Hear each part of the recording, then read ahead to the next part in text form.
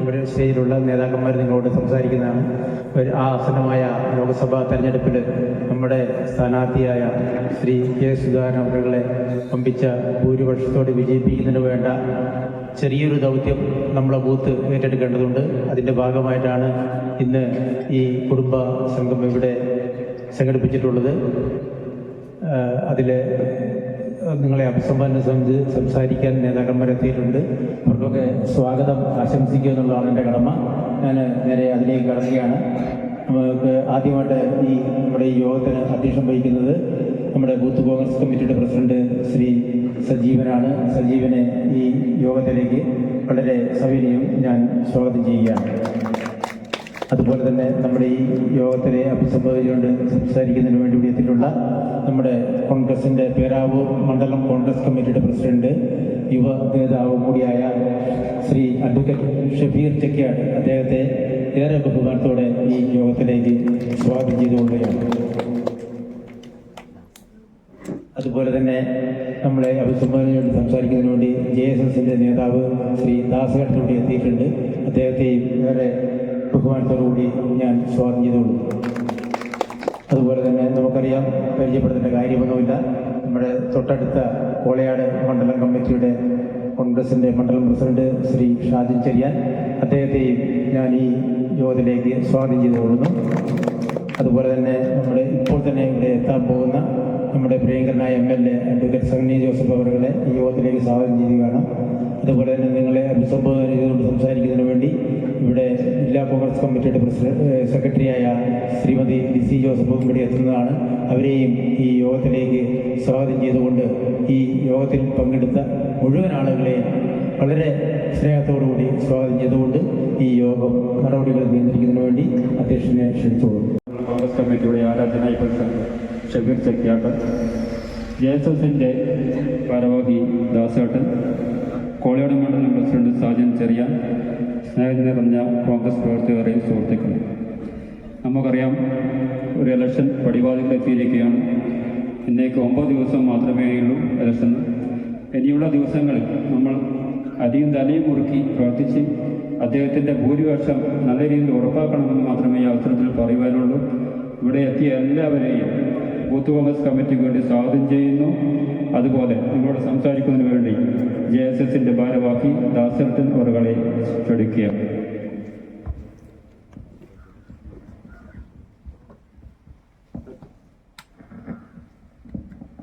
പ്രിയമുള്ള അധ്യക്ഷൻ, പ്രിയമുള്ള ബ്ലോക്ക് പ്രസിഡന്റ്,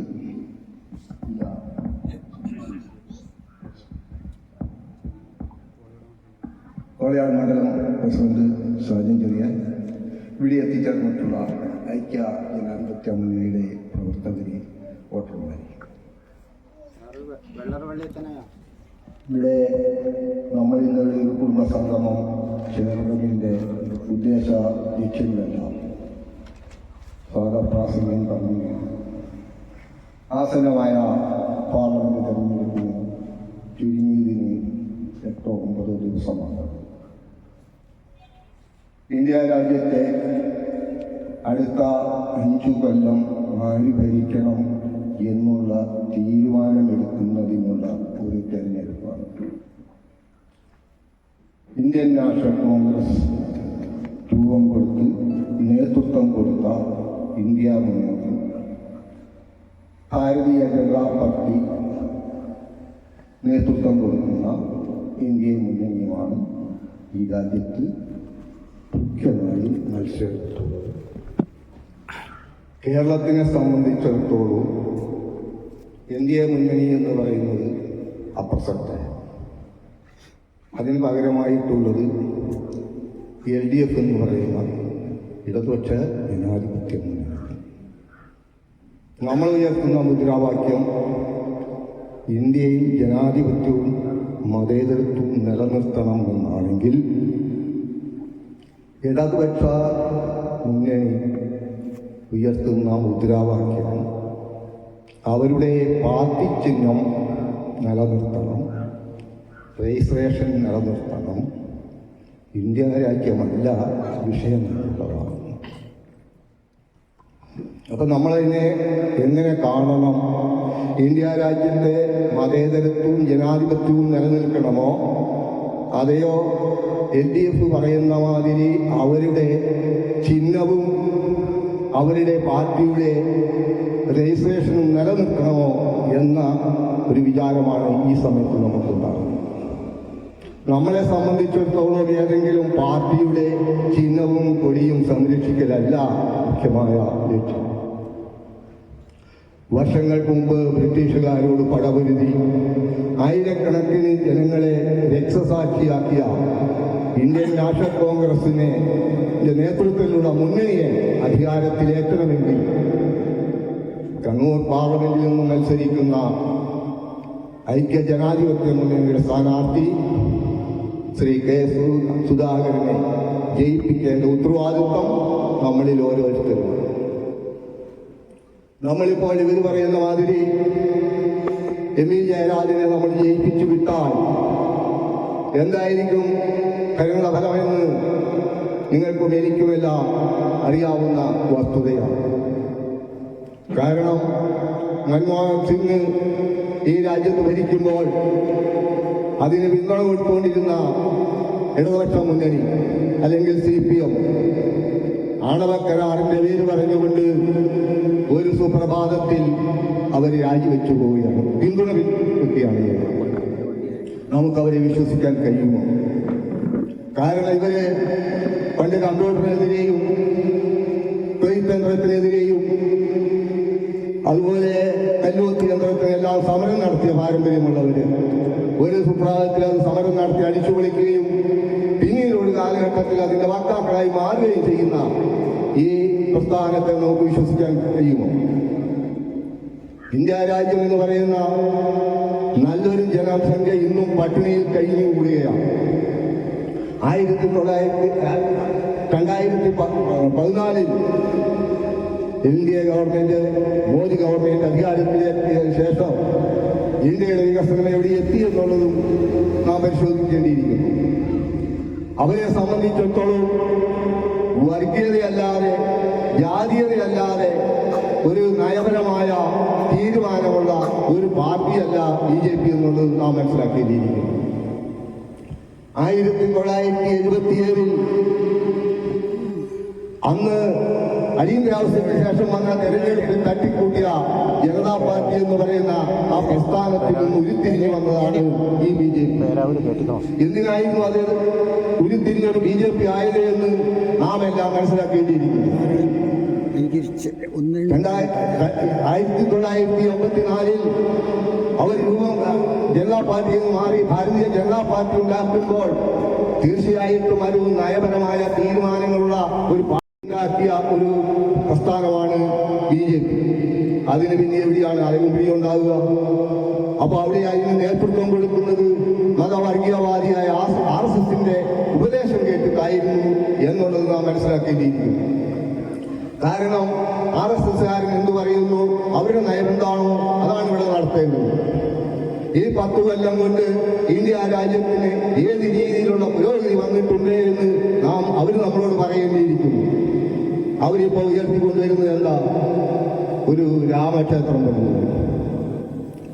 രാമക്ഷേത്രം വേണ്ടാന്നൊന്നും നമ്മൾ പറഞ്ഞിട്ടില്ല. ഈശ്വരനെ ധ്യാനിക്കാനുള്ള അവകാശം എല്ലാവർക്കും, എനിക്കും നിങ്ങൾക്കും എല്ലാം ഉണ്ട്.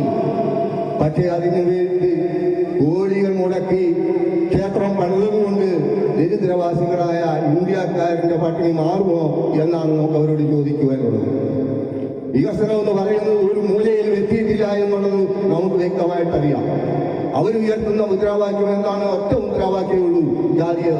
അമ്പലം എവിടെയുണ്ടോ അത് നമ്മൾ പുനഃസൃഷ്ടിക്കും. അവിടെ പട്ടിണി കിടക്കുന്ന പാവങ്ങളുണ്ടോ, പട്ടിണി കിടക്കുന്ന ഹിന്ദുക്കളുണ്ടോ എന്നുള്ളത് ആരും ചിന്തിക്കുന്നുണ്ട്. അവർക്ക് ഏത് സമയത്തും ഈ രാമക്ഷേത്രം. ഇപ്പൊ ഉത്തർപ്രദേശിലേക്ക് ചെന്നാൽ അവർ ആദ്യം പറയുന്നത്, വടക്കേന്ത്യയിലൊക്കെ ചെന്ന് കഴിഞ്ഞാൽ അവർ ആദ്യം പറയുന്നത് ഞങ്ങൾ രാമക്ഷേത്രം പണിതില്ലെന്നാണ്. പക്ഷേ PDF പോലായി അടക്കാൻ കാത്തു നിൽക്കുന്ന ആയിരക്കണക്കിന് ജനങ്ങളുടെ ഇന്ത്യ രാജ്യത്ത് രാമക്ഷേത്രം പണിതാൻ കടപ്പാടമാവുക. അപ്പൊ അതുകൊണ്ട് ഇന്ത്യ രാജ്യത്ത് നമുക്കൊരു പുനഃസൃഷ്ടി ഇനി ആവശ്യമാണ്. നമ്മളെ പൂർവികന്മാർ മരിച്ചു വീണ മണ്ണാണ്, ബ്രിട്ടീഷുകാരനോട് പോരടിച്ച് മരിച്ചു വീണ മണ്ണാണ് എങ്കിൽ തീർച്ചയായിട്ടും അത് നമുക്ക് വീണ്ടെടുക്കുവാനുള്ള സാഹചര്യം നമ്മൾ ഉണ്ടാക്കണം. അതിനുള്ള പോരാട്ടമാണ് നമ്മളിപ്പോൾ നടത്തിക്കൊണ്ടിരിക്കുന്നത്. ഇപ്പോൾ ഇവർ പറയുന്നുണ്ട് ഗ്യാസ് ഞങ്ങൾക്ക് കണക്ഷൻ കൊടുത്തില്ല എന്നാണ്. ഗ്യാസിന് എന്ത് കണക്ഷനാണ് കൊടുത്ത്? ഫ്രീ കണക്ഷൻ കൊടുത്ത് സംഭവമൊക്കെ ശരി അതിലേക്ക് കൊടുത്തിട്ടുണ്ട്. ഗ്യാസിന് കണക്ഷൻ കൊടുത്ത് 600 ഉണ്ടായിരുന്ന 1100 രൂപ ഇപ്പുറത്ത് വില കയറ്റി കൊടുത്തു. അതുകൊണ്ട് എന്താ ഫലം ഉണ്ടായേ? ഒരു ഫലവും ഉണ്ടായിട്ടില്ല.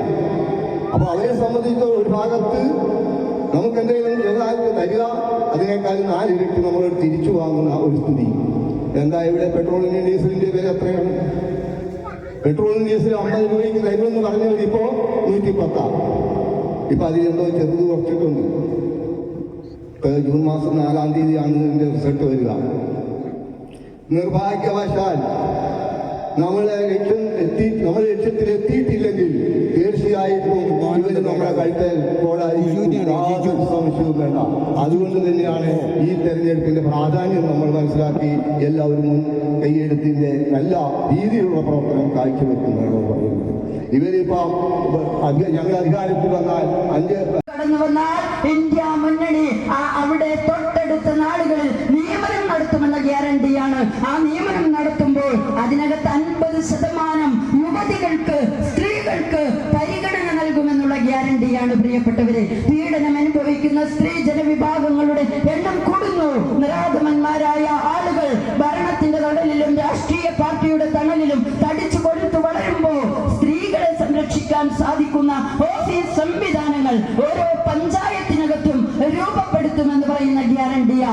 ഓരോ ജില്ലയ്ക്കകത്തും സ്ത്രീകൾ എവിടെയെങ്കിലും പോയിട്ട് വന്നാൽ അവർക്ക് സംരക്ഷണം നൽകാൻ സാധിക്കുന്ന ഹോസ്റ്റലുകൾ നൽകുമെന്ന് പറയുന്ന ഗ്യാരണ്ടിയാ.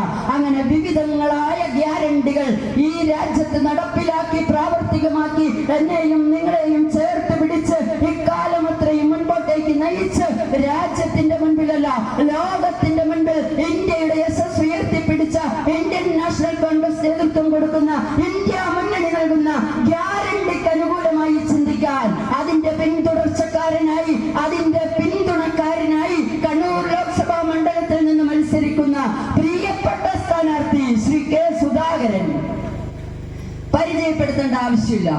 ഉണ്ടോ? KPCCയുടെ അധ്യക്ഷനാണ്. എതിരാളികൾ ഒരുപാട് അപവാദങ്ങളൊക്കെ പറഞ്ഞു കടന്നു വരുന്നുണ്ട്. ഒത്തിരി നാളായി അദ്ദേഹത്തെ കുളിപ്പിച്ച് RSSനകത്തേക്കും BJPക്കകത്തേക്കും വിടാൻ വേണ്ടി ഇവിടുത്തെ കമ്മ്യൂണിസ്റ്റുകാരൻ ശ്രമിച്ചുകൊണ്ടിരിക്കുന്നു, പ്രസ്താവനകൾ ഇറക്കിക്കൊണ്ടിരിക്കുന്നു. ആ കമ്മ്യൂണിസ്റ്റുകാരനോട് പറയണം, അതിനുള്ള മറുപടി കെ സുധാകരൻ എന്ന് പറയുന്ന ആർജവമുള്ള ഈ സംസ്ഥാനത്തെ കോൺഗ്രസിന്റെ നേതാവ് വളരെ വ്യക്തമായി പറഞ്ഞു. ഞാൻ ജനിച്ചതും ഞാൻ വളർന്നതും ഞാൻ പഠിച്ചതും ഞാൻ ശീലിച്ചതും ഞാൻ പ്രവർത്തിച്ചതും ഞാൻ നിലനിൽക്കുന്നതും ഇന്ത്യൻ നാഷണൽ കോൺഗ്രസിലാണ്.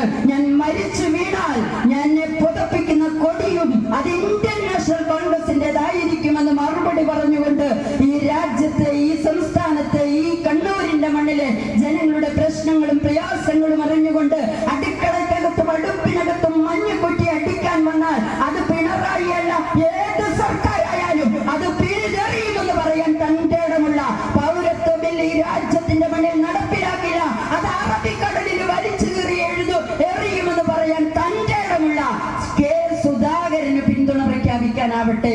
നിങ്ങളുടെ പ്രവർത്തനം, നിങ്ങളുടെ വോട്ടുകളല്ല, നിങ്ങൾ പ്രവർത്തിക്കണം. പ്രിയപ്പെട്ടവരെ, രാജ്യത്തിന്റെ നിലനിൽപ്പിനുള്ള പോരാട്ടത്തിന് എല്ലാം മറന്ന് പ്രിയങ്ക ഗാന്ധിയും രാഹുൽ ഗാന്ധിയും, രോഗം മറന്ന് സോണിയാഗാന്ധിയും, പ്രായം മറന്ന് ഗാർഗയും ഒരുമിച്ച് ഒറ്റക്കെട്ടായി ഈ രാജ്യത്തിന്റെ തിരിച്ചുവരവിന് വേണ്ടിയുള്ള പ്രയത്നത്തിന് ചുക്കാൻ പിടിക്കുമ്പോൾ എന്റെ ചുറ്റുവട്ടത്തുമുള്ള ഇടങ്ങളിൽ ചെറുതെങ്കിലും ചെറിയ പ്രവർത്തനം നടത്താൻ നിങ്ങൾ തയ്യാറാവണം. കെ സുധാകരനെ നേരിട്ട് നിർത്തിയിരിക്കുന്നത് ഓർമ്മ വെക്കണം. 3 അപരന്മാരുണ്ട്, 3 സുധാകരന്മാരുണ്ടാകും ബാലറ്റിൽ. നമ്മളൊക്കെ അറിവുള്ളവരാ, വിദ്യാഭ്യാസമുള്ളവരാ, നമ്മുടെയൊക്കെ ചിന്ത അങ്ങനെയാ. പക്ഷെ ഞാനടക്കം എനിക്ക് അതിനുള്ളിൽ കയറി ആ കമ്പ്യൂട്ടറിന്റെ മുമ്പിൽ നിൽക്കുമ്പോൾ ഒരു കിടുകിടുപ്പാ, ഞാൻ ചെയ്യുന്നത് ശരിയാണോ, യഥാർത്ഥ ചിഹ്നത്തിൽ തന്നെ ആകുമോ എന്ന്. അതുകൊണ്ട് പ്രിയപ്പെട്ടവരെ, കെ സുധാകരൻ എന്ന് പറയുന്ന നമ്മുടെ സ്ഥാനാർത്ഥിയുടെ നമ്പർ മുകളിൽ നിന്ന് 1, 2 കഴിഞ്ഞാൽ മൂന്നാമത്തേതാണ്.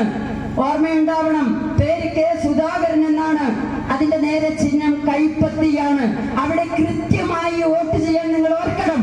അതിനെയും മറികടക്കാൻ നമ്മുടെയൊക്കെ വീടുകളിൽ പണ്ടുണ്ടായിരുന്നു ഒരു അമൺസ് ഗ്ലാസ് എന്ന് പറയുന്ന ഒരു സംവിധാനം ഇല്ലേ? ആറംസ് ഗ്ലാസ് എന്ന് പറയുന്ന ഇങ്ങനെ വരകളുള്ള ഒരു ഗ്ലാസ് ഇല്ലേ? അപ്പൊ ഒരു സുധാകരന്റെ ചിഹ്നം ആ വരകളുള്ള ഗ്ലാസ്സാ. അതിന്റെ പ്രത്യേകത എന്നാ? ആ വരകളുള്ള ഗ്ലാസിന്റെ ചിത്രം എടുത്തു കഴിയുമ്പോൾ അതേ സാമ്യം നോക്കിയാൽ കൈപ്പത്തി പോലെ ഇരിക്കും. അപ്പോ അതിനകത്ത് കയറുമ്പോ ഒരു സ്ഥലകാല ജല വിഭ്രാന്തിയിൽപ്പെട്ട വോട്ടറുടെ മനസ്സിനെ മാറ്റിമറിക്കാൻ ഈ ചിഹ്നം മാത്രം നോക്കുന്ന ആളെ തെറ്റിദ്ധരിപ്പിച്ചു പോലും ചിഹ്നത്തിൽ മാറ്റി വോട്ട് ചെയ്യുന്ന വിധത്തിലേക്ക് അയാളെ വലവീശി പിടിക്കാൻ ആ ചിഹ്നം കൊണ്ടുവന്ന് നമ്മളുടെ ബുദ്ധിയെ, നമ്മളുടെ നിലപാടിനെ, നമ്മളുടെ ചിന്താശേഷിയെ നിലയ്ക്കെടുക്കാൻ ശ്രമിക്കുന്നവന്റെ മുൻപിൽ പരാജയപ്പെടില്ല എന്ന് ഉറപ്പിക്കേണ്ടത് എന്റെയും നിങ്ങളുടെയും ഉത്തരവാദിത്വമാണ്. അതുകൊണ്ട് മൂന്നാമത്തെ നമ്പറുകാരനായ കെ സുധാകരനെ നോക്കി കൈപ്പത്തി ചിഹ്നം ഉറപ്പുവരുത്തി അവിടുത്തെ ബട്ടണിൽ ഞെക്കാൻ നിങ്ങൾ ഓരോരുത്തരും ശ്രമിക്കണമെന്ന് മാത്രം സൂചിപ്പിച്ചുകൊണ്ട്, നേരം വെളുക്കുന്നത് വരെ പറഞ്ഞാലും തീരാത്തത്ര പ്രശ്നങ്ങൾ, പ്രയാസങ്ങൾ ഈ രാജ്യത്തിന്റെ മണ്ണിൽ, ഈ കേരളത്തിന്റെ മണ്ണിൽ കഴിഞ്ഞ 10 വർഷക്കാലം കൊണ്ട്, കഴിഞ്ഞ 7 വർഷക്കാലത്തെ ഭരണം കൊണ്ട് 2 ഫാസിസ്റ്റ് ശക്തികൾ ഉണ്ടാക്കി വെച്ചിട്ടുണ്ട്. പക്ഷേ സമയക്കുറവ് കൊണ്ട് നിങ്ങൾ വളരെ ശ്രദ്ധയോടെ ഈ കാര്യങ്ങൾ കേട്ടിരിക്കുന്നത് കൊണ്ട് ഇനിയും നിങ്ങളെ ബുദ്ധിമുട്ടിക്കുന്നത് ശരിയല്ല എന്ന് നല്ല ബോധ്യമുള്ളത് കൊണ്ട് എന്റെ വാക്കുകൾ ചുരുക്കുന്നു. നന്ദി, നമസ്കാരം. ഗുണ്ട നേതാവ് ദാഹിച്ചു വരണ്ട ചുണ്ടുകൾ നനയ്ക്കുന്നതിനുള്ള വെള്ളം പോലെ അവൻ അവിടെ മൂത്രം ഒഴിച്ചു കൊടുത്തിട്ട് ആ മൂത്രം പട്ടി വെള്ളം നക്കി കുടിക്കുന്നത് പോലെ തറയിൽ കിടന്ന് നക്കി കുടിക്കുന്ന ഒരു മകനെ എന്റെയും നിങ്ങളുടെയും മനസ്സിന്റെ അകത്തേക്ക് ഒരു നിമിഷം കൊണ്ടുവന്നാൽ പ്രിയപ്പെട്ടവരെ, ആര് ഈ പ്രസ്ഥാനത്തിന് വേണ്ടി വോട്ട് ചെയ്യും? ഈ പ്രസ്ഥാനത്തിനെതിരെ വോട്ട് ചെയ്യാൻ ആളുകളെ പ്രേരിപ്പിക്കാനുള്ള 1 അല്ല 2 അല്ല 9 അല്ല 9000 ഇതുപോലെയുള്ള സംഭവങ്ങൾ എന്റെയും നിങ്ങളുടെയും കൺമുൻപിലൂടെ കഴിഞ്ഞ 7 വർഷക്കാലമായി നടന്നുകൊണ്ടിരിക്കുകയാണ്.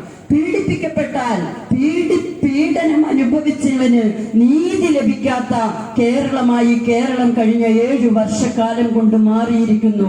പീഡനം ഏറ്റുവാങ്ങുന്നവന് നിയമ പോരാട്ടം നടത്തിപ്പോലും അവന് നീതി ലഭിക്കുന്ന സാഹചര്യം അടിത്തട്ടിലെ പോലീസ് സംവിധാനം ഉപയോഗിച്ചുകൊണ്ട് നിഷേധിക്കപ്പെടുന്ന നാടായി കേരളം മാറുന്നു. പീഡിപ്പിക്കാൻ പോകുന്നവനെ സഹായിക്കുകയും സംരക്ഷിക്കുകയും ഒളിച്ചു പാർപ്പിക്കുകയും ചെയ്യുന്ന പാർട്ടി നേതാക്കന്മാരായി കേരളത്തിലെ ഭരണകൂട പാർട്ടിയുടെ ആളുകൾ മാറുന്നു. അങ്ങനെ സിദ്ധാർത്ഥന്റെ കൊലപാതകത്തിന് കാരണക്കാരായ ഓരോ ആളുകളെ 4 ദിവസങ്ങൾക്ക് ശേഷമാണ് സ്വന്തം അച്ഛനും അമ്മയും പോലും അവിടെ ശവസംസ്കാരത്തിന് ചെന്ന വിദ്യാർത്ഥികളുടെ നാവിൻ തുമ്പിൽ നിന്നാണ് ഇതൊരു കൊലപാതകമാണോ എന്ന് സംശയിക്കുന്നതായി പോലും അവർക്ക് തോന്നിയതും ആ ചരിത്രവും ആ കഥയും ആ സംഭവവും ഈ കേരളത്തിന്റെ, ഈ ലോകത്തിന്റെ മുൻപിലേക്ക് പ്രത്യക്ഷത്തിൽ കടന്നു വരികയും ചെയ്തത് എന്ന് നമ്മൾ ഓർക്കണം. ആ സിദ്ധാർത്ഥന്റെ കൊലപാതകികളെ സംരക്ഷിക്കുന്ന മണിയാശാനെ പോലെ വാ തുറന്നാൽ സെപ്റ്റിക് ടാങ്ക് പോലെയുള്ള വാക്കുകൾ മാത്രം പുറത്തേക്ക് വിടുന്ന മണിയാശാന്മാരെ പോലെയുള്ളവരുടെ പാർട്ടിക്ക് വോട്ട് ചെയ്യാൻ ആർക്ക് സാധിക്കും എന്ന് ചിന്തിക്കാൻ നമുക്ക് കഴിയണം. അത് മാത്രാണോ ഒരു 6 വയസ്സുകാരിയായ പെൺകുട്ടി? നിങ്ങളൊന്ന് ഓർത്ത് നോക്കിക്കേ. ഏത് വീട്ടിലെ കുഞ്ഞുമാകട്ടെ, ഒരു 6 വയസ്സുകാരിയായ പെൺകുട്ടി, ആ പെൺകുട്ടിയെ കാണുമ്പോൾ ആർക്കും തോന്നുന്ന ഒരു വികാരം എന്താ? ഒരു പൊന്നുമോള്. അവളെ കളിപ്പിക്കാൻ തോന്നും, അവളെ സ്നേഹിക്കാൻ തോന്നും, അവളെ കൊഞ്ചിക്കാൻ തോന്നും, അവളെ ലാളിക്കാൻ തോന്നും. പക്ഷേ കേരളത്തിലെ ഡിവൈഎഫ്ഐക്കാരനായ അർജുന് ഒരു 6 വയസ്സുകാരിയെ കണ്ടപ്പോ തോന്നിയത് അവളെ ബലാത്സംഗം ചെയ്യാനാ. അതാണ് ഈ പാർട്ടിയുടെ അണികൾ ഈ നാട്ടിൽ നടത്തിക്കൊണ്ടിരിക്കുന്നത് എന്ന യാഥാർത്ഥ്യം പുറം ലോക ലോകം അറിയണം, വീട്ടമ്മമാർ അറിയണം. അങ്ങനെ 6 വയസ്സുകാരിയെ പീഡിപ്പിച്ചു, അവളെ ബലാത്സംഗം ചെയ്തു, കഴുത്ത് ഞെരിച്ചു കൊന്നു, എന്നിട്ട് കെട്ടിത്തൂക്കി. എന്നിട്ടോ ആ കേസിൽ പോലും അവനെ ശിക്ഷ മേടിച്ചു കൊടുക്കാതെ സംരക്ഷിക്കുന്ന ഭരണകൂടത്തിന്റെ ആളുകളാണ് ഈ തിരഞ്ഞെടുപ്പിൽ എന്റെയും നിങ്ങളുടെയും വീടിന്റെ അകത്തേക്ക് കടന്നു വരുന്നത്. പ്രിയപ്പെട്ടവരെ, പട്ടിയടച്ച് പിണ്ടം വെക്കണ്ടേ ഈ രാഷ്ട്രീയ പ്രസ്ഥാനത്തെ? കേരളത്തിന്റെ മണ്ണില്, വെള്ളപ്പള്ളിയുടെ മണ്ണില്, ഈ രാജ്യത്തിന്റെ മണ്ണില്, അവിടെയാണ് ഈ തിരഞ്ഞെടുപ്പിന്റെ പ്രസക്തി.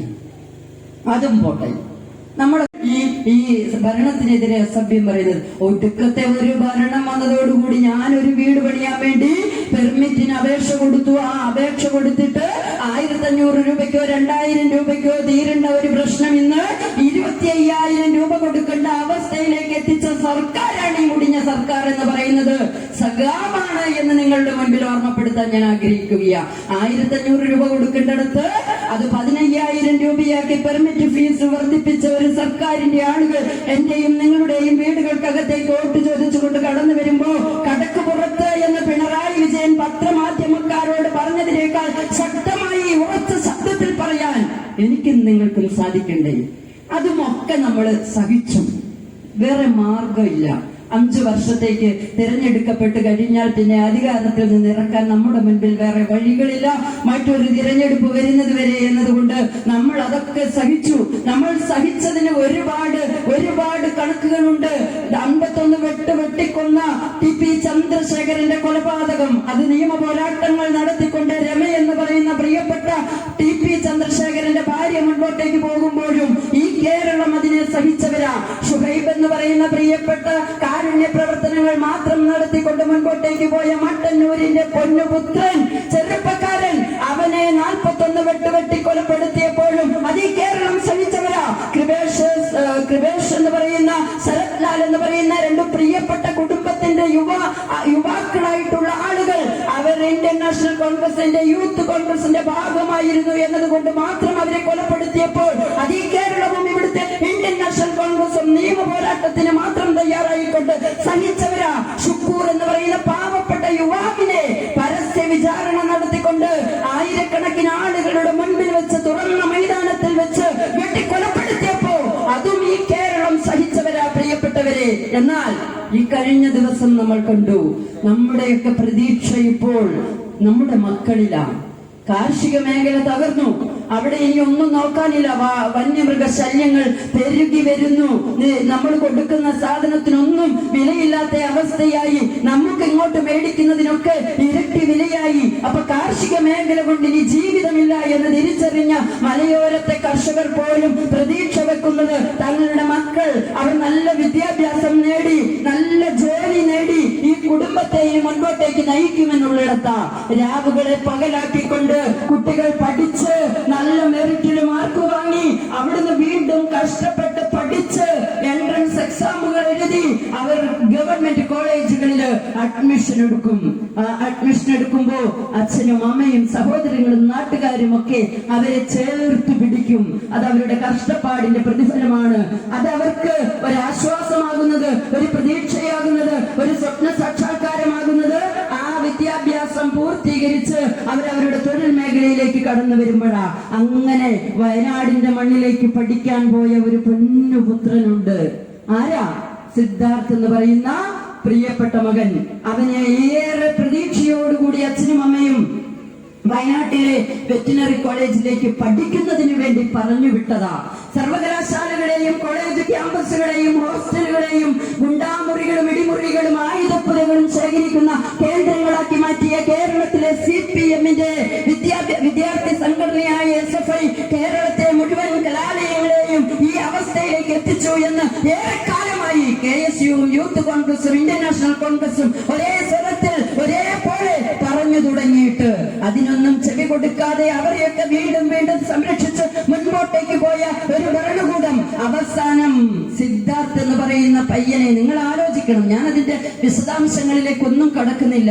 ഒരച്ഛന്റെയും അമ്മയുടെയും പൊന്നു മകനെ ദിവസങ്ങളോളം മാസങ്ങളോളം പതിയെ പതിയെ നമ്മൾ പറയൂലേ, വിഷം ഇങ്ങനെ പതിയെ പതിയെ കുത്തിവെച്ച് ഒരു ശരീരത്തില് പ്രവർത്തിപ്പിച്ച് ഒരാളെ കൊലപ്പെടുത്തുക എന്ന് പറയുന്നത് പോലെ പതിയെ പതിയെ മാസങ്ങളോളം അതിനിഗൂഢമായി ആരും അറിയാതെ ആ മകനെ പീഡിപ്പിച്ച് അവസാനം തന്റെ അച്ഛന്റെയും അമ്മയുടെയും അടുത്തേക്ക് അവധിക്ക് ട്രെയിനിൽ യാത്ര ചെയ്യുന്ന സിദ്ധാർത്ഥിനെ എല്ലാ പ്രശ്നങ്ങളും പരിഹരിക്കാമെന്ന് പറഞ്ഞുകൊണ്ട് സ്വന്തം സുഹൃത്തിനെ ഉപയോഗിച്ച് SFI-ക്കാരായ ഗുണ്ടകൾ ആ ക്യാമ്പസിന്റെ അകത്തെ ഹോസ്റ്റൽ മുറിക്കകത്തേക്ക് വിളിച്ചു വരുത്തി അവിടെ ഇട്ട് പീഡിപ്പിച്ച് 4 ദിവസം ഒരു മകനെ, ഒരു വിദ്യാർത്ഥിയെ പട്ടിണിക്ക് ഒരു മുറിക്കകത്ത് അടച്ചിട്ട് ആ പട്ടിണി കൊണ്ട്, ആ പീഡനം കൊണ്ട്, മർദ്ദനം കൊണ്ട് ഏത് സമയത്തും മരണപ്പെട്ടു പോകാമെന്നുള്ള അവസ്ഥയിലായിരിക്കുന്ന ആ മൃതശരീരമായി കിടക്കുന്ന സിദ്ധാർത്ഥിന്റെ മുൻപിലേക്ക് നിങ്ങൾ ആലോചിക്കണം, നമുക്ക് നമ്മുടെ ഒരു ആശ്രയം അല്ലെ, നമ്മുടെ ഒരു അഭയകേന്ദ്രം, നമുക്ക് രോഗം വന്നാൽ വിശ്വസിച്ച് കയറി ചെല്ലാൻ സാധിക്കുന്ന, നമ്മുടെ സ്ത്രീകളൊക്കെ പ്രസവിക്കാൻ പോകുന്നത് ഡോക്ടർമാരുടെ അടുത്തേക്ക് നല്ല ആത്മവിശ്വാസത്തോടെയാ അല്ലെ. അതൊരു ഡോക്ടറാണ്.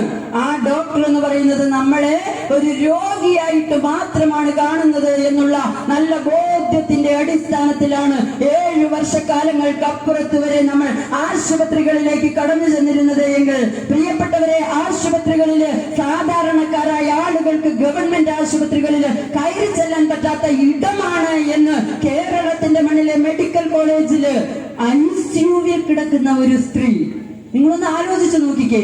ICUവിൽ കിടക്കുന്ന, ഓപ്പറേഷൻ കഴിഞ്ഞ് ICUവിൽ കിടക്കുന്ന ആളെന്ന് പറഞ്ഞാൽ അർദ്ധബോധാവസ്ഥയിലാണ്, ഒന്നും തിരിയാത്തൊരവസ്ഥയിലാ. സെഡേഷനുകളുടെ ഒക്കെ ആ ഹാങ് ഓവറില് ഇങ്ങനെ സ്ഥലകാല ബോധമൊന്നുമില്ലാത്ത ഒരവസ്ഥയില് മയക്കത്തിൽ ഇങ്ങനെ കിടന്നു പോകുന്ന ഒരു സ്ത്രീയെ അതിനകത്തിട്ട് മെഡിക്കൽ കോളേജിലെ ഒരു താൽക്കാലിക ജീവനക്കാരൻ പീഡിപ്പിച്ചു. ആ പീഡിപ്പിച്ചത് പോലും പുറത്തു പറയാൻ അവൾക്ക് സമയമെടുക്കേണ്ടി വന്നു, ബോധമുണ്ടാകേണ്ടി വന്നു. അങ്ങനെ പുറത്തു പറഞ്ഞപ്പോ ആ പുറത്തു പറഞ്ഞതിനെ സഹായിക്കുന്നതിന് വേണ്ടി നിലപാട് സ്വീകരിച്ച അനിത എന്ന് പറയുന്ന മെഡിക്കൽ കോളേജിലെ സിസ്റ്ററിനെ ആ ഹോസ്പിറ്റലിൽ നിന്ന് നാട് കടത്തിയ ഒരു സർക്കാർ, കേരളത്തിലെ സർക്കാർ, ആ അനിതയുടെ നിലപാടിനെ ചോദ്യം ചെയ്ത ഒരു മന്ത്രിയാ കേരളത്തിലെ ആരോഗ്യ വകുപ്പ് മന്ത്രി എന്ന് പറയുന്ന വീണ ജോർജ് എന്ന് പറയുന്ന ഒരു സ്ത്രീ. പീഡിപ്പിക്കപ്പെട്ടത് ആരുമാവട്ടെ, അവരുടെ രാഷ്ട്രീയം എന്തുമാവട്ടെ, അവരുടെ നിലപാട് എന്തുമാവട്ടെ, നടന്നത് അസംബന്ധമാണ് എന്ന് പറയാനുള്ള തന്റെ ഇടവും ധൈര്യവും ആർജവവും ഇല്ലാത്ത ഒരു ആരോഗ്യ വകുപ്പ് മന്ത്രിയെ കേരളത്തിന്റെ മണ്ണിൽ ചുമക്കേണ്ട ഗതികെട്ട അവസ്ഥയിലൂടെ കടന്നു പോകുന്ന ഭൂരിപക്ഷം വരുന്ന സ്ത്രീജന വിഭാഗത്തോട് ഞാൻ പറയുകയാ, തിരിച്ചടി കൊടുക്കണം, തിരിച്ചടി കൊടുക്കണം. സ്ത്രീകൾ തിരിച്ചടിക്കാൻ തയ്യാറാണ് കേരളത്തിന്റെ മണ്ണിൽ നിന്ന് ഉറക്കെ പ്രഖ്യാപിക്കാൻ സാധിക്കുന്ന തിരഞ്ഞെടുപ്പാക്കി ഈ തിരഞ്ഞെടുപ്പിനെ മാറ്റാൻ നമുക്ക് കഴിയണം. ഗ്യാസിന്റെ വിലവർദ്ധനവ് കൊണ്ട് പൊറുതിമുട്ടിയ രാജ്യമായി ഇന്ത്യ മാറി. ആ നരേന്ദ്രമോദി ഇപ്പൊ ഒരുപാട് ഗ്യാരണ്ടികളും കൊണ്ടാ വരുന്നത് അല്ലെ. മോദിക്ക് ഗ്യാരണ്ടി, TV തുറന്നാൽ, സോഷ്യൽ മീഡിയ തുറന്നാൽ, പത്രങ്ങൾ എടുത്താൽ എല്ലായിടത്തും എവിടെ തിരിഞ്ഞാലും ഇനി അദ്ദേഹം നേരിട്ട് പറന്നിറങ്ങി കേരളത്തിന്റെ മണ്ണിലെ വിവിധങ്ങളായ സ്ഥലങ്ങളിൽ വന്നു നിന്നുകൊണ്ട് അദ്ദേഹം തന്നെ പറയുക, മോദിക്ക് ഗ്യാരണ്ടി. എന്താണ് മോദിക്ക് ഗ്യാരണ്ടി? നമ്മൾ ചോദിക്കുന്നു, മോദിക്ക് ഗ്യാരണ്ടി നിങ്ങൾ 10 വർഷത്തിന് ശേഷം കേരളത്തിന്റെ മണ്ണിൽ നിന്ന് പറയണ്ട പ്രിയപ്പെട്ട പ്രധാനമന്ത്രി, നിങ്ങൾ 10 വർഷത്തിന് മുൻപ് പറഞ്ഞ കുറച്ച് ഗ്യാരണ്ടികളുണ്ട്. എന്താ അത്? 15 ലക്ഷം രൂപ വെച്ച് അക്കൗണ്ടിൽ തരുമെന്ന് പറഞ്ഞായിരുന്നോ? പറഞ്ഞോ? 10 വർഷം മുമ്പ് നടന്ന തിരഞ്ഞെടുപ്പില് നരേന്ദ്രമോദി ഈ ഞാൻ അതിലേക്ക് കടക്കുന്നില്ല. അതുകൂടാതെ നല്ല ഒരു പ്രസംഗം ലിസി ചേച്ചി പ്രസംഗിച്ചു കഴിഞ്ഞു. ഇനി അതിന്റെ മേലെ ഒരു മഴ പെയ്യുന്ന പോലെ ഞാൻ എന്തെങ്കിലും പറഞ്ഞിട്ട് കാര്യമുണ്ടെന്ന് തോന്നുന്നില്ല. അതുകൊണ്ട് കൂടുതൽ പറയാൻ ഞാൻ ആഗ്രഹിക്കുന്നില്ല. ഈ തെരഞ്ഞെടുപ്പിന്റെ പ്രസക്തി നമുക്കെല്ലാം അറിയാം. നമ്മുടെ രാജ്യത്ത് ജനാധിപത്യം നിലനിൽക്കണോ വേണ്ടയോ എന്നുള്ള ഒരു ചിന്ത നമുക്കുണ്ടാകണം. ആ ജനാധിപത്യം നിലനിൽക്കണമെങ്കിൽ നമുക്ക് 5 വർഷത്തിന് വോട്ടവകാശം നേടിത്തന്ന കോൺഗ്രസ് ഈ രാജ്യത്ത് നിലനിൽക്കണം. ആ കോൺഗ്രസ് നിലനിൽക്കണമെങ്കിൽ ഈ തെരഞ്ഞെടുപ്പുകളിൽ കോൺഗ്രസിന് വിജയമുണ്ടാകും. നമുക്ക് അടിസ്ഥാനപരമായി പറയാനുള്ളത്, നമുക്ക് ചെയ്യാൻ കഴിയുന്നത് നമ്മുടെ ജില്ലയിൽ നിന്നും നമ്മുടെ സ്ഥാനാർത്ഥി ശ്രീ കെ സുധാകരനെ വമ്പിച്ച ഭൂരിപക്ഷത്തിൽ വിജയിപ്പിക്കുക എന്നുള്ളതാണ്. അതിനുവേണ്ടി ഇനിയുള്ള ദിവസങ്ങൾ നമ്മുടെ മുന്നിൽ ഒരുപാട് ദിവസങ്ങൾ തെരഞ്ഞെടുപ്പ് പ്രഖ്യാപിച്ചപ്പോൾ ആദ്യം നമ്മളൊക്കെ കരുതി 1 മാസമുണ്ട് 2 മാസമുണ്ട് എന്നൊക്കെ. ഇപ്പൊ ആ മാസങ്ങളെല്ലാം കഴിഞ്ഞ് വെയിലായി, എല്ലാം പോയി. ഇനി അവസാനത്തെ 9 ദിവസങ്ങളാണ് നമ്മുടെ മുമ്പിൽ. ആ 9 ദിവസങ്ങളിൽ നമ്മൾ എല്ലാ സഹപ്രവർത്തകരും ഒരുമിച്ച് നിന്നുകൊണ്ട് വീടുകൾ കയറി നമ്മുടെ പ്രവർത്തകരെ കാണാനും അതുപോലെ തന്നെ സ്ഥലത്തില്ലാത്ത വോട്ടർമാരെ കൊണ്ടുവന്ന് വോട്ട് ചെയ്യിക്കാനുമുള്ള ഒരു പ്രവർത്തനത്തില്, കൂട്ടായ യജ്ഞത്തില് നിങ്ങളുടെ എല്ലാവരുടെയും പിന്തുണയും സഹായം ഉണ്ടാകണം. അങ്ങനെ നമുക്ക് പ്രിയപ്പെട്ട സ്ഥാനാർത്ഥിയെ നല്ല ഭൂരിപക്ഷത്തിൽ വിജയിപ്പിക്കാൻ സാധിക്കും എന്ന് മാത്രം പറഞ്ഞുകൊണ്ട് എന്നെ ശ്രമിച്ച നിങ്ങൾക്ക് നന്ദി പ്രകാശിപ്പിക്കാൻ നിർത്തുന്നു. നിങ്ങൾക്ക് അഭിവാദ്യം. അധ്യക്ഷവേദിയിലെ നേതാക്കന്മാരെ, പ്രിയമുള്ള സഹോദരി സഹോദരന്മാർ, ഞാൻ വരുമ്പം കേട്ടത് സമയത്തിന്റെ കുറവുള്ളത് കൊണ്ട് ഞാൻ 3/4 മണിക്കൂർ പ്രസംഗിച്ച് നിർത്തുന്ന ലിസി ഹോസ്പിറ്റലിന്റെ പ്രഖ്യാപനമാണ്. അപ്പൊ ഇവിടെ ആവശ്യത്തിന് പ്രസംഗം നടന്നു എന്ന് സുരേഷ് ഇവിടെ അത് സാക്ഷ്യപ്പെടുത്തുകയും ചെയ്തിരിക്കുകയാണ്. എത്ര മണിക്ക് തുടങ്ങി? കോളയാടുകാരുണ്ടോ? ആദ്യം മാത്രമേ ഉള്ളൂ. അതെ. ഇത്രയും ആളുകൾ ഇവിടെ സന്നിഹിതരായിരിക്കുന്നു എന്ന് പറഞ്ഞാൽ തന്നെ എന്റെ അർത്ഥം നമ്മുടെ സ്ഥാനാർത്ഥി വൻപിച്ച ഭൂരിപക്ഷത്തിന് ജയിച്ചു എന്നുള്ളതാണ്. 2009 സുധാകരൻ മത്സരിക്കുമ്പോൾ ഞാൻ അന്ന് chief agent election committee convener പോയി. അന്ന് അഴീക്കോട് എണ്ണിയപ്പോൾ ആദ്യം എണ്ണുന്നത് അഴീക്കോടാണ്. അന്നത്തെ കളക്ടർക്ക് ഒരു നിർബന്ധം ഉണ്ടായിരുന്നു, ഇന്ത്യയിൽ ആദ്യം ഫലം പ്രഖ്യാപിക്കുന്നത് കണ്ണൂരായിരിക്കണം. അപ്പൊ 8:30 എണ്ണി തുടങ്ങുന്നതിന് കളക്ടർ എല്ലാവരോടും പറഞ്ഞ് 8:15 എണ്ണി തുടങ്ങും. ഇന്ത്യയിൽ ആദ്യം ഫലം പ്രഖ്യാപിക്കുന്ന കണ്ണൂരായിരിക്കണം ഒരു നിർബന്ധം ഉണ്ടായിരുന്നുകൊണ്ട് അന്നത്തെ കളക്ടർ 8:15 എണ്ണി തുടങ്ങി. നമ്മളൊക്കെ റെഡിയായി. അപ്പൊ നമ്മള് കണക്കൂട്ടി ആദ്യമായിട്ട് സുധാകരൻ പാർലമെന്റിൽ ഇരിക്കുകയാണ്, എന്താവുന്നുള്ള ആശങ്കയിൽ നിൽക്കുകയാണ്. അപ്പൊ ഞാൻ കണക്കൂട്ടി ആദ്യം എണ്ണുന്ന അഴീക്കോടാണ്. അവിടെ നമ്മളുടെ ചിത്രം ആദ്യത്തെ റൗണ്ടിൽ എണ്ണുന്നത് കണ്ടു കഴിഞ്ഞാൽ, അപ്പൊ ആദ്യത്തെ റൗണ്ട് ഒരൊറ്റ റൗണ്ട് വോട്ടെണ്ണിയപ്പോൾ ഞാൻ അവിടെ നിന്ന് ചീഫ് ഏജന്റ് ആയതുകൊണ്ട് ഞാൻ സ്ഥാനാർത്ഥിയുണ്ട്. അപ്പൊ തന്നെ ഞാൻ സുധാകരൻ ജയിച്ചു. കാരണം എനിക്കറിയാം അപ്പൊ ഇത്ര വോട്ട് അഴീക്കോട് കിട്ടിയാൽ, അപ്പൊ നമ്മൾ വിചാരിച്ചതിനേക്കാളോട്ട് അഴീക്കോട് കിട്ടി. ചില സ്ഥലത്ത് പുറകിൽ പോകുന്ന സ്ഥലത്തും നമ്മള് അത്ര പുറകിൽ പോയില്ല. അപ്പൊ ഇപ്പം ഈ സാന്നിധ്യം കൊണ്ട് ഞങ്ങൾ ഇന്ന് 3ാമത്തെ കൺവെൻഷനിലാണ് ഞാൻ ഇപ്പൊ പങ്കെടുക്കുന്നത്. ഇങ്ങനെയുള്ള കുടുംബയോഗം എല്ലാ സ്ഥലത്തും നല്ല പങ്കാളിത്തം. എല്ലാവരും ശ്രദ്ധയോടെ രാഷ്ട്രീയ കാര്യങ്ങൾ മനസ്സിലാക്കുന്നു, കേൾക്കുന്നു, പഠിക്കുന്നു, തീരുമാനം എടുത്തു കഴിഞ്ഞിരിക്കുന്നു ആളുകൾ. ആ തീരുമാനത്തെ ശക്തിപ്പെടുത്താനാണ്. ഇപ്പൊ സുരേഷ് പറഞ്ഞതുപോലെ നമ്മുടെ വോട്ടിന്റെ എണ്ണം കൂട്ടാൻ നമ്മുടെ കുട്ടികളൊക്കെ വേറെ എവിടെയെങ്കിലും ബാംഗ്ലൂരിലോ കൊച്ചിയിലോ ഒക്കെ ജോലിക്കോ പഠിക്കാനോ പോയിട്ടുണ്ടെങ്കിൽ അവരെയൊക്കെ കൊണ്ടുവരാൻ തയ്യാറാണ്. ഞാനിപ്പോ പ്രസംഗിച്ച 2 സ്ഥലത്തും പറഞ്ഞു. നമ്മുടെ മുരിങ്ങോടിയിലെ അലിയുണ്ട്. അലി കഴിഞ്ഞ ദിവസം ഒരു മാസം മുമ്പ് ഇലക്ഷൻ പ്രഖ്യാപിച്ചതിന് ശേഷം അദ്ദേഹത്തിന് ജോലി ആവശ്യം സൗദി പോയി. പക്ഷെ പോകുന്ന സമയത്ത് ഒരു വോട്ടർ പട്ടിക കൊണ്ടുപോയി. പോകുന്ന സമയത്ത് ഒരു വോട്ടർ പട്ടികയും കൂടെ, ആ ബൂത്തിലെ വോട്ടർ പട്ടികയും കൊണ്ടാണ് അലി പോയത്. എന്നിട്ട് സൗദിയിൽ ഇരുന്ന് ഓരോ ബൂത്തിലും പട്ടികയിൽ വന്നതിന് ശേഷം മരിച്ചവർ, സ്ഥലം മാറിപ്പോയവർ, ഗൾഫിലുള്ള ഒരു കാലത്ത് വോട്ട് ചെയ്യാൻ ഒരു നിലയിലും വരില്ല എന്നറിയുന്ന ആളുകൾ, അവരുടെ ലിസ്റ്റിന് നമ്മൾ കൊടുക്കണം, നേരത്തെ കൊടുക്കണം, കളക്ടർ മുതൽ ഉദ്യോഗസ്ഥന്മാർക്ക് കൊടുക്കണം. അപ്പൊ മുരിങ്ങോടിയിൽ എന്ത് ചെയ്തു? അലി സൗദി അറേബ്യയിൽ നിന്നാണ് ആ ലിസ്റ്റ് തയ്യാറാക്കി ഇങ്ങോട്ട് മുരിങ്ങോടി അയച്ചു കൊടുത്തു, സഹായിക്ക് അയച്ചു കൊടുത്തു. അപ്പൊ എന്ന് പറഞ്ഞാൽ വിദേശത്തുള്ളവരുടെയും മനസ്സ് നാളികേരത്തിന്റെ നാട്ടിൽ എനിക്കൊരു നാഴിയിടങ്ങരി മണ്ണുണ്ടെന്നാണ്. നമ്മുടെ ജനാധിപത്യ പ്രക്രിയയിൽ ആളുകൾ പങ്കാളികളാവുകയാണ്. എന്തിനാണ് നമ്മൾ ഇപ്രാവശ്യം കൂടുതൽ ശ്രദ്ധിക്കേണ്ടത്? കഴിഞ്ഞ 10 കൊല്ലത്തെ നരേന്ദ്രമോദിയുടെ ഗവൺമെന്റ് രാജ്യത്തിന് ഗുണം ചെയ്തില്ലെന്നല്ല, ദ്രോഹം മാത്രമേ ചെയ്തിട്ടുള്ളൂ. മതസൗഹാർദ്ദം തകർത്തു. മതസൗഹാർദ്ദത്തിന് വേണ്ടിയാണ് രാഷ്ട്രപിതാവ് മഹാത്മാഗാന്ധി ജീവൻ ബലി കൊടുത്തത്, ഇന്ദിരാഗാന്ധി രക്തസാക്ഷിയായത്. എങ്കിൽ നരേന്ദ്രമോദി ഗുജറാത്ത് കലാപത്തിന്റെ മറവിൽ, ചെലവിൽ, ബലത്തിൽ ഇന്ത്യയുടെ പ്രധാനമന്ത്രിയായെങ്കിൽ ഇന്ന് ആ കലാപം, ആ വർഗീയത മറ്റ് സ്ഥലങ്ങളിലേക്ക് വ്യാപിപ്പിച്ചിരിക്കുന്നു. മണിപ്പൂരിൽ കഴിഞ്ഞ 10 മാസമായിട്ട് സമാധാനമില്ല. ഇവിടെ എത്രയോ തവണ നരേന്ദ്രമോദി വന്നുപോയി. മണിപ്പൂരിൽ അദ്ദേഹം പോകുന്നില്ല. ഇന്ത്യയുടെ ഭാഗമാണ്, പക്ഷെ മണിപ്പൂരിൽ നരേന്ദ്രമോദി പോകുന്നില്ല. അവിടെ 169 പേരുടെ മൃതശരീരങ്ങൾ അവര് കൊല ചെയ്യപ്പെട്ട് 3 മാസങ്ങൾ കഴിഞ്ഞിട്ടും അത് സംസ്കരിക്കാൻ കഴിയാതെ മോർച്ചറിയിൽ സൂക്ഷിച്ചു. 169 പേരുടെ. അവസാനം സുപ്രീം കോടതി ഇടപെട്ട് പട്ടാളത്തിന്റെ സംരക്ഷണത്തിൽ അവരെ സംസ്കരിക്കാൻ ഉത്തരവിട്ട് പോലീസ് പട്ടാളം പ്രൊട്ടക്ഷൻ കൊടുത്തിട്ടാണ് ആ ബന്ധുക്കൾക്ക് തങ്ങളുടെ പ്രിയപ്പെട്ടവരുടെ മൃതശരീരങ്ങൾ സംസ്കരിക്കാൻ സാധിച്ചത്. നമ്മൾ അങ്ങാടിക്കടവ് ഡോൺ ബോസ്കോ കോളേജിൽ പോയാൽ അവിടെ മലയാളം അറിയാത്ത കുറച്ച് കുട്ടികൾ ഇപ്പൊ മലയാളം പഠിച്ചാണ് മണിപ്പൂരിയാർ അവിടെ പഠിക്കുന്നുണ്ട്. എങ്ങനെ വന്നു? അഭയാർത്ഥി ക്യാമ്പുകളിൽ നിന്ന് അച്ഛനും അമ്മയും സഹോദരന്മാരും നഷ്ടപ്പെട്ട ആ മക്കൾ അവർക്ക് എവിടെയെങ്കിലും സുരക്ഷിതത്വം കിട്ടുമെങ്കിൽ അവിടെ എന്ന് കണ്ടുകൊണ്ടാണ് അവർ അങ്ങാടിക്കടവ് ഡോൺ ബോസ്കോ കോളേജിൽ അഡ്മിഷൻ എടുത്ത് അവിടെ പഠിക്കുന്നത്.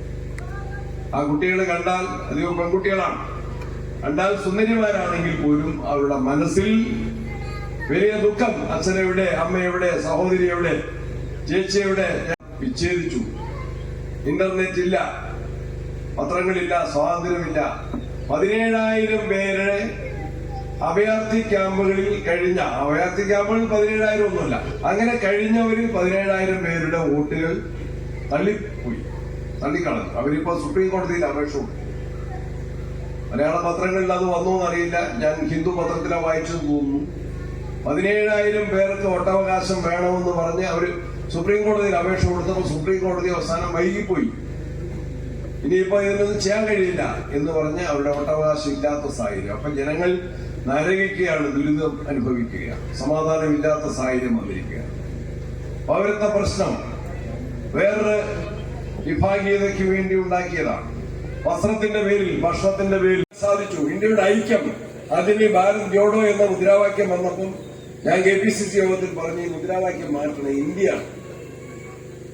എനിക്ക് പോലും ഈ ഭാരത് ജോഡോ എന്നുള്ള വാക്കിന്റെ അർത്ഥം അറിയില്ല, എനിക്ക് പോലും അറിയില്ല. അതുകൊണ്ട് ഈ ഒന്നെങ്കിൽ യുണൈറ്റ് ഇന്ത്യ, ഐക്യഭാരതം എന്ന മുദ്രാവാക്യമാക്കണമെന്ന് ഞാൻ KPCC പറഞ്ഞതാണ്. പക്ഷെ ഇന്നിപ്പോൾ ഇന്ത്യയിലെ കുട്ടികൾക്ക് ഭാരത് ജോഡോ എന്ന് പറഞ്ഞാൽ ഇന്ത്യയുടെ ഐക്യം അതാണ് എന്ന് മനസ്സിലാകുന്ന രൂപത്തിൽ അതിന് ജനഹൃദയങ്ങളിൽ സ്ഥാനം കിട്ടിയിരിക്കുന്നു. നമുക്ക് എങ്ങനെ സാധിക്കും? നമ്മളാരും ബോംബെടുക്കണ്ട. മാർക്സിസ്റ്റ് പാർട്ടി വടകരയിൽ ചെയ്തതുപോലെ, പാനൂരിൽ ചെയ്തതുപോലെ ബോംബുണ്ടാക്കണ്ട, കത്തിയെടുക്കണ്ട. നമ്മളാരും സുധാകരനെ വെള്ളർവള്ളിയിൽ പരിപാടിക്ക് രാജീവ് ഗാന്ധിയുടെ സ്തൂപം അനാച്ഛാദനം ചെയ്യാൻ വന്ന സുധാകരനെ വെള്ളർവള്ളിയിലേക്കുള്ള യാത്രാമധ്യേ പേരാവൂരിൽ വെച്ച് മാർക്സിസ്റ്റുകാര് ബോംബെറിഞ്ഞതുപോലെ നമ്മൾ ബോംബെറിയണ്ട, ബോംബുണ്ടാക്കണ്ട. ഞാൻ വെള്ളർവള്ളിയിലെ കഥ പറഞ്ഞപ്പോൾ നിങ്ങൾക്കറിയാത്ത ഒരു കാര്യം, സുധാകരൻ രക്ഷപ്പെട്ട എങ്ങനെയാണെന്നറിയോ? വെള്ളർവള്ളിയിലേക്ക് വരുമ്പോൾ സുധാകരനെ വെള്ളർവള്ളി പേരാവൂർ ജംഗ്ഷനിൽ വെച്ച് ബോംബെറിഞ്ഞപ്പോൾ ഇന്നത്തെ നമ്മുടെ സ്ഥാനാർത്ഥി കെ സുധാകരൻ രക്ഷപ്പെട്ട എങ്ങനെയാണെന്നറിയോ? എന്റെ കൂടി ആയസിന്റെ ബലം കൊണ്ടാണ്, എന്റെ കൂടി ഇന്ന് ഞാൻ വിശ്വസിക്കുന്നു. അപ്പൊ സുരേഷ് വിചാരിക്കുന്നത് എങ്ങനെയാണ് അറിയാവോ? ഞാൻ പറയുന്നത് ഞാൻ എന്നെ കൊണ്ടാണ്. അതല്ലേ, ഞാൻ ആ കാറിൽ വരേണ്ടതായിരുന്നു. അന്ന് ഞാൻ മട്ടന്നൂരിൽ പ്രാക്ടീസ് ചെയ്യുന്ന വക്കീലാണ്, DC സെക്രട്ടറിയാണ്, സുധാകരൻ DC പ്രസിഡന്റാണ്. അന്ന് ഇതുപോലെ മൊബൈൽ ഫോണില്ല, സുധാകരന്റെ വീട്ടിൽ ഫോണില്ല. ഞാനും കൂടി അദ്ദേഹത്തിന്റെ കാറിൽ വരുന്നു എന്ന് ഞാൻ DCC ഓഫീസിൽ വിളിച്ചു പറഞ്ഞു. എനിക്ക് മട്ടന്നൂരിൽ ഫോണില്ല.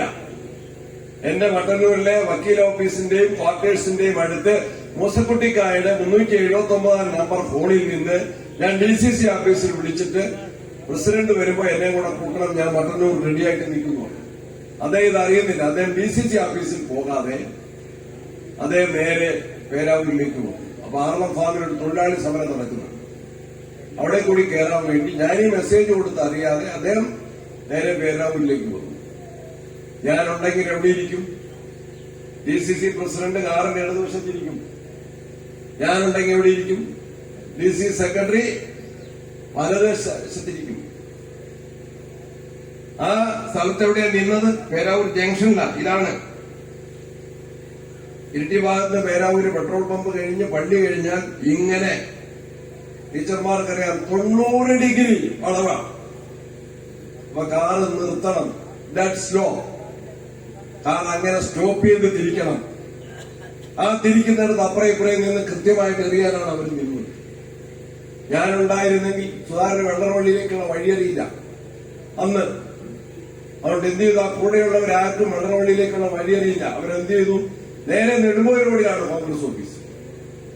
അവർ നെടുമ്പോയ റോഡിലെ കോൺഗ്രസ് ഓഫീസിന്റെ അടുത്ത് പോയിട്ട് വഴി ചോദിച്ച്, അപ്പൊ എറിയാൻ നിന്നവർക്ക് വെള്ളറവള്ളിയിലേക്ക് തിരിയുമ്പോൾ എറിയാനാണ് അവർ നിന്നത്. എറിയാൻ നിന്നവർക്ക് തിരിയാതെ കാറ് നേരെ പോയപ്പോൾ അവർക്ക് ആശങ്കയായി. അവർക്കും ആശങ്കയായി. വിശ്വാസമൊന്നും രാഷ്ട്രീയത്തിൽ വന്നിട്ടില്ല. ചരിത്രം പഠിക്കണം. അവരെന്ത് സുധാകരൻ തിരിച്ചു വന്നു. തിരിച്ചു വരുമ്പോൾ നിങ്ങൾ ചിന്തിക്കണം, ഞാൻ വെള്ളറവള്ളിക്കാരോടാണല്ലോ പറയുന്നത്. തിരിച്ചു വരുമ്പോൾ അങ്ങനെ വളമല്ല, തിരിച്ച് സ്ലോപ്പിലും കീഴ് വരാം. സുരേഷ് പോയോ? ആ, നിങ്ങൾക്കെല്ലാം ക്ലാസ് എടുക്കാനായി പോകാം. തിരിച്ച് സ്പീഡിൽ വന്നു, കുറച്ചും കൂടെ സ്പീഡിൽ വന്നു, അന്നേരം എറിയുന്നത്. എന്നിട്ട് ആ ഏറ് കൊണ്ടിട്ടും ഞാൻ ഇരിക്കുമായിരുന്ന സീറ്റിൽ വലതുവശത്തിരുന്ന ഒരു രാജീവന്റെ ഒരു കണ്ണു പോയി. മനസ്സിലായോ? ആ രാജീവന്റെ ഒരു കണ്ണു പോയി. വലത് കൈ ഈ ഭാഗത്ത്, ഈ തോളിന്റെ ഭാഗത്ത് മാംസമില്ല, ഇറച്ചിയില്ല, എല്ല് മാത്രമേ ഉള്ളൂ. ഷർട്ടിട്ട് കഴിഞ്ഞാൽ ഫുൾ കൈയുണ്ട്. ഷർട്ടഴിച്ച് കണ്ടാൽ എല്ല് മാത്രമേ ഉള്ളൂ, ഇറച്ചിയില്ല. ഈ പരിപാടി അധ്യക്ഷൻ പ്രിയങ്കരൻ ബൂത്ത് പ്രസിഡന്റ് സജീവൻ, ഈ പരിപാടി ഉദ്ഘാടനം ചെയ്ത പിതാവിന്റെ പ്രിയപ്പെട്ട MLA അഡ്വക്കേറ്റ് സണ്ണി ജോസഫ് അവർ, പ്രിയപ്പെട്ട ലിച്ചേച്ചി, സുരേഷേട്ടൻ, വാർഡ് മെമ്പർ ജോസമരണി, പ്രിയപ്പെട്ട സഹോദരി സഹോദരന്മാർ, വളരെ വിശദമായ രാഷ്ട്രീയ ക്ലാസുകളും പ്രസംഗങ്ങളും നടന്നു കഴിഞ്ഞു. തുടർന്ന് സംസാരിക്കുന്നില്ല.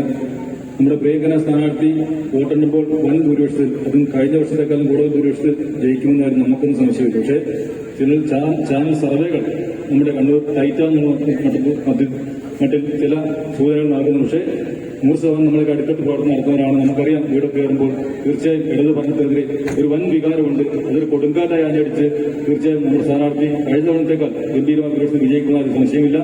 അത് നമ്മളെല്ലാവരും ഒറ്റക്കെട്ടായി പുറത്തുനിന്ന് മാത്രം ഈ അവസരത്തിൽ അഭ്യർത്ഥിക്കുകയാണ്. നമുക്കറിയാം, കോളയാട് ഒരു പരിപാടി നടക്കുന്നുണ്ട് തിങ്കളാഴ്ച. അതിലേക്ക് നിങ്ങളെല്ലാം ക്ഷണിക്കാൻ ഞാൻ ആഗ്രഹിക്കുകയാണ്. പഞ്ചായത്ത് റാലിയാണ്. പ്രിയപ്പെട്ട നമ്മുടെ ഈ കേരളം ഭരിക്കുന്ന ഇടത് സർക്കാരിനെതിരെ ശക്തമായ രീതിയിൽ പോരാടുന്ന പ്രിയപ്പെട്ട കൊളനാട് MLA ആണ് അത് ഉദ്ഘാടനം ചെയ്തത്. പരിപാടിയിലേക്ക് നിങ്ങളെല്ലാവരും ക്ഷണിക്കാൻ ഈ അവസരം ഉപയോഗിക്കുകയാണ്. എല്ലാവരും കുടുംബസഭയിൽ നിന്ന് പരിപാടിയിൽ പങ്കെടുക്കണമെന്ന് അഭ്യർത്ഥിക്കുന്നു. ഒരിക്കൽ കൂടി ഈ പരിപാടി നല്ല രീതിയിൽ സംഘടിപ്പിച്ച ബൂത്ത് കോൺഗ്രസ് കമ്മിറ്റിക്ക് എല്ലാ അഭിവാദ്യങ്ങളും കോളയാട് മണ്ഡലം മുനിസിപ്പൽ അർപ്പിച്ചുകൊണ്ട് നിർത്തുന്നു. നന്ദി.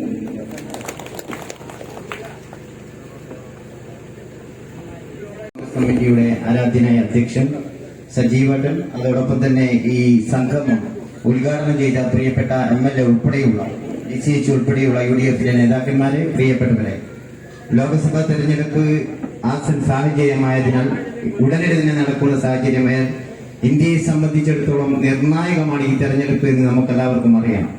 ഇന്ത്യൻ മതേതരത്വം, ഇന്ത്യൻ ജനാധിപത്യം, അതിലെല്ലാം ഉപരി തന്നെ ഇന്ത്യൻ ഭരണഘടന തന്നെ ചോദ്യം ചെയ്യപ്പെടുന്ന വർത്തമാനകാല രാഷ്ട്രീയ സാഹചര്യത്തിൽ ഇന്ത്യയെ വീണ്ടെടുക്കാൻ വേണ്ടിയാണ് ഈ തെരഞ്ഞെടുപ്പ് എന്ന് നമുക്ക് എല്ലാവർക്കും അറിയാം. അതുകൊണ്ട് തന്നെ ഇന്ത്യയുടെ മതേതരത്വത്തിന്റെ രാജകുമാരൻ രാഹുൽ ഗാന്ധിയുടെ കരങ്ങൾക്ക് ശക്തി പകരാൻ വേണ്ടിയാണ് ഈ തെരഞ്ഞെടുപ്പ്. അതുകൊണ്ട് തന്നെ യുഗപ്രഭാവന്മാരായ പ്രതിഭാശാലികൾ അവരുടെ ദർശനിക നേതൃത്വ പാഠവം കൊണ്ടും ആദർശ പരിവേഷം കൊണ്ടും വളർന്നു പന്തലിച്ച് ലോകരാഷ്ട്രീയത്തിൽ തന്നെ ഒരു അത്ഭുതമായി നിലകൊള്ളുന്ന ഇന്ത്യൻ നാഷണൽ കോൺഗ്രസ് എന്ന മഹത്തായ പ്രസ്ഥാനത്തിന്റെ പ്രിയപ്പെട്ട ജനനായകൻ K. സുധാകരന് നിങ്ങളുടെ വിലപ്പെട്ട സമ്മതിദാന അവകാശം ഐക്യത്തിന്റെ, അഖണ്ഡതയുടെ, വിശ്വാസത്തിന്റെ, സേവനത്തിന്റെ, സാഹോദര്യത്തിന്റെ പ്രതീകമായി കൈപ്പത്തിയ അടയാളത്തിൽ നിങ്ങൾ രേഖപ്പെടുത്തണം എന്ന് മാത്രം പറഞ്ഞുകൊണ്ട് ഈ നല്ല രീതിയിൽ ഈ സംഗമം സംഘടിപ്പിച്ച ബൂത്ത് പ്രസിഡന്റിനും അതോടൊപ്പം തന്നെ പഞ്ചായത്ത് മെമ്പറും ഉൾപ്പെടെയുള്ള എല്ലാവരെയും UDF പഞ്ചായത്ത് കമ്മിറ്റിക്ക് വേണ്ടി അഭിവാദ്യം ചെയ്തുകൊണ്ട് ഈ സംഗമത്തിന് എല്ലാവിധ ആശംസകളും അർപ്പിക്കുന്നു. ജയ് കോൺഗ്രസ്, ജയ് UDF. അതോടൊപ്പം തന്നെ നാളെ 3 മണിക്ക് പേരാവൂർ പഴയ സ്റ്റാൻഡ് പരിസരത്ത് വെച്ച് UDFിന്റെ പ്രിയപ്പെട്ട ജനനായകൻ KM ഷാജി ഐക്യജനാധിപത്യ മുന്നണിയുടെ തെരഞ്ഞെടുപ്പ് പ്രചരണാർത്ഥം സംസാരിക്കുന്നതാണ്. എല്ലാവരെയും ആ പരിപാടിയിൽ പങ്കെടുക്കണമെന്ന് കൂടി അഭ്യർത്ഥിക്കുന്നു. ഈ ചടങ്ങിന് ഒരിക്കൽ കൂടി ആശംസകൾ അർപ്പിക്കുന്നു. നിങ്ങൾക്കെല്ലാം ഇവിടെ ഫുഡ് അറേഞ്ച് ചെയ്തിട്ടുണ്ട്. തൊട്ടപ്പുറ ബിജുവിന്റെ വീട്ടിലാണ് ഫുഡ്. അതുകൂടി കഴിച്ചിട്ട് എല്ലാവരും പോകാവുള്ളൂ എന്ന് ഓർമ്മിപ്പിക്കുന്നു. ഈ പരിപാടിയിൽ നന്ദി അർപ്പിക്കുന്നതിന് വേണ്ടി സുസ്മിത. ഇന്നത്തെ നമ്മുടെ പരിപാടിയിൽ അധ്യക്ഷനായിരുന്ന സജീവേട്ടന് ഇന്നത്തെ ഈ പരിപാടിയിൽ നമ്മുടെ കൂടെ പങ്കെടുത്തതിന് നന്ദി അർപ്പിക്കുന്നു. അതുപോലെ ഇന്ന് നമ്മുടെ പരിപാടി ഉദ്ഘാടനം ചെയ്ത നമ്മുടെ പ്രിയപ്പെട്ട MLA സണ്ണി ജോസഫ് അവർക്ക് നമ്മുടെ എല്ലാവരുടെയും പേരിൽ നന്ദി അർപ്പിക്കുന്നു. അതുപോലെ നമ്മൾക്ക് ഇന്നത്തെ ഈ തെരഞ്ഞെടുപ്പിന്റെ പ്രാധാന്യത്തെക്കുറിച്ച് പറഞ്ഞു തന്ന, നമ്മളെ കുറച്ചുകൂടി ബോധവാന്മാരാക്കിയ ലിസി ജോസഫ് അവർക്ക് നന്ദി അർപ്പിക്കുന്നു. അതുപോലെ ബാക്കി എല്ലാവർക്കും നന്ദി അർപ്പിക്കുന്നു. നമ്മുടെ എല്ലാവരും ഓരോ വോട്ട് കൂടി നമ്മൾ ഉറപ്പിച്ചുകൊണ്ട് നമ്മുടെ സ്ഥാനാർത്ഥിയെ വിജയിപ്പിക്കണമെന്ന് ഓർമ്മിപ്പിച്ച് എല്ലാവർക്കും നന്ദി അർപ്പിക്കുന്നു.